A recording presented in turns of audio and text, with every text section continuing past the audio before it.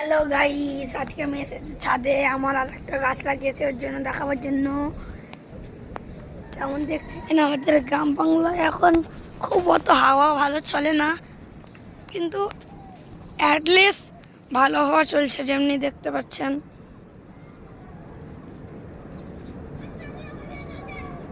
এই যে পতাকা হিলছে, এটা হচ্ছে আমাদের মসজিদ।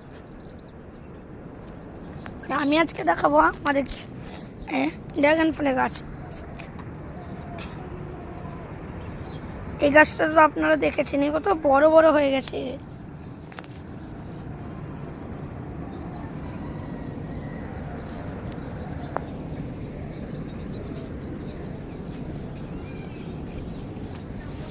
ওইখানে একটা গাঁদার গাছ, এটা দেখেছেন।